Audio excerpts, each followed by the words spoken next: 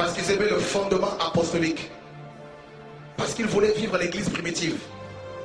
Le premier vase a retenu pendant 1200 ans la vérité captive. Ceux qui voulaient aller vers Dieu, il fallait qu'ils passent par les prêtres. Comme nos pasteurs aujourd'hui. Ceux qui voulaient la prière, il fallait qu'ils passent par les prêtres. Et mes amis, laissez-moi nous dire, suivez très bien l'enseignement. Il ne faut pas seulement qu'on soit excitable, hein? Excité. Il faut qu'on aime la parole et l'histoire de l'église, parce que c'est notre passé. Nous sommes vieilles, l'église est vieille de 2000 ans. Donc si vous ne connaissez pas votre passé, vous aurez du mal à appréhender l'avenir. C'est important d'être enseigné. Et que cette bande, cette vidéo soit diffusée massivement. C'est important ce que Dieu nous dit ce soir. Est-ce que vous suivez?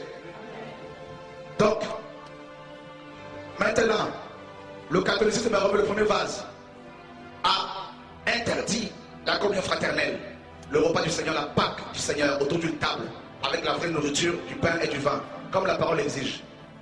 Ils ont imposé le catéchisme, les enseignements avant le baptême. Si on vous demande d'être enseigné avant d'être baptisé, ça remonte au concile de Nicée. Toutes les personnes qui étaient baptisées dans la Bible, vérifiées, étaient baptisées le jour de leur conversion. Le baptême d'eau était le signe visible de la conversion. Du coup, avec le premier vase, le baptême est devenu plus important que la foi. Alors, ils ont, mes amis, imposé l'habit du dimanche. Vous savez comment nous nous habillons pour le dimanche? Regardez le dimanche, la plupart de vos pasteurs sont en costume cravate. C'est catholique, avec ils ont imposé une tenue du clergé. Le clergé doit s'habiller d'une façon différente pour se différencier des autres. Et puis, pendant 1200 ans, l'église romaine a régné. A régné. C'est grave. La vérité était cachée dans ce vase. Mes amis, vous pouvez la cacher pendant 2, 3 ans, 4 ans, mais 1200 ans. Entre-temps, il y a eu des hommes et des femmes qui étaient utilisés par le Seigneur, mais ils ont été lapidés, traités d'hérétiques, traités de magiciens, de gourous, de faux prophètes, antéchrist. Le catholicisme, le premier vase, a fait la guerre aux réformateurs, aux défenseurs de la saine doctrine. Pendant des années et des années, la Bible dit, ils n'ont pas aimé leur vie jusqu'à craindre la mort. Et ils ont connu la mort à cause de la vérité qu'ils avaient prêchée. Mais Dieu, dans son amour, va susciter les hommes. Suivez très bien. Calvin en France, Luther en Allemagne, Zwingli en Suisse.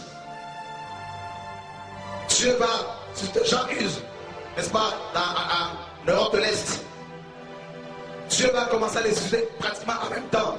Mais bien avant eux, il y a eu d'autres précurseurs comme Farel, qui était aussi un catholique et qui même dans ses écrits dit, moi Farel, j'ai longtemps cru que l'hostie que j'avais entre mes mains, c'était elle, mon seul véritable Dieu.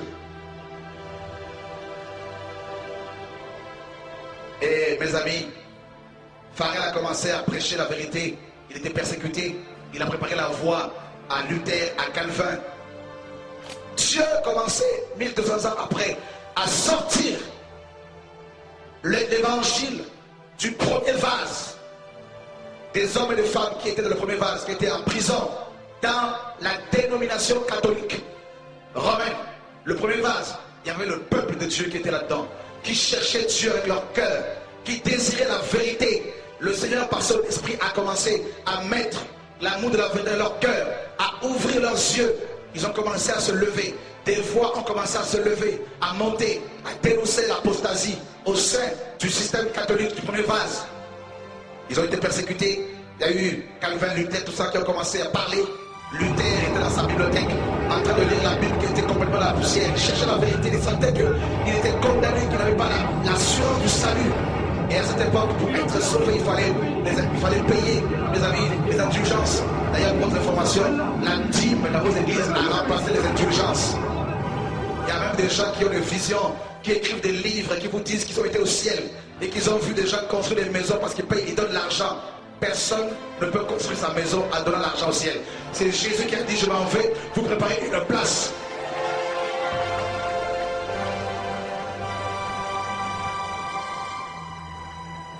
Est-ce que tu me suis?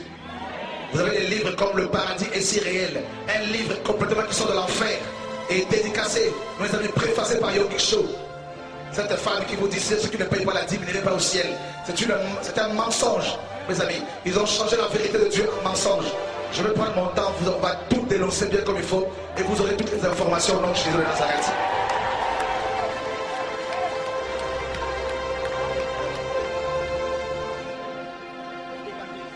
Alléluia. Quelqu'un m'entend-il ce soir? Qu'on nous tue, si c'est la volonté du Seigneur, ce n'est pas un problème. Nous sommes déjà au ciel.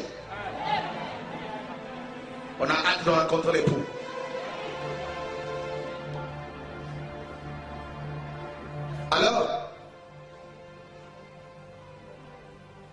Alors, Luther qui n'avait pratiquement jamais lu la Bible, qui sentait au fond de son cœur cette angoisse que s'il mourait, malgré sa tunique, malgré sa robe, malgré, mes amis, sa toge, il irait au ciel, non, en enfer plutôt. Et Luther a commencé, l'esprit a commencé à travailler son cœur. Un jour, il rentre dans sa bibliothèque, il tombe sur une Bible complètement poussiéreuse. Il va l'ouvrir comme ça, tout à fait par inadvertance d'après lui, mais c'était conduit par l'esprit. Il tombe sur Romains 1,17. Le juste vivra par la foi. Et ce n'est pas par les œuvres. Parce qu'il se flagellait pour pouvoir obtenir le pardon de ses péchés. Et là, il a eu une illumination. Un éclairage, photis en grec. Rendre évident la révélation. La parole était devenue une évidence évidente pour lui. Alléluia. Il a été éclairé et il a commencé, mes amis, à proclamer le salut par la foi. Pendant 5 ans, Luther a essayé de convaincre ses amis catholiques. Il a rencontré d'autres prêtres que lui pour leur dire, écoutez, nous sommes dans le faux, nous sommes sur une fausse route, revenons à Dieu, voilà ce que Dieu m'a révélé. On ne peut pas imposer les indulgences au peuple. Le pape n'est pas le représentant officiel du Seigneur sur la terre. C'est une hérésie. Il a commencé à dénoncer ouvertement le système, à dénoncer tel Élie, Jean-Baptiste, tel Jérémie, tel Ésaïe. Il a commencé à dénoncer tel Paul, frère. Il a été persécuté pendant 5 ans. Alors,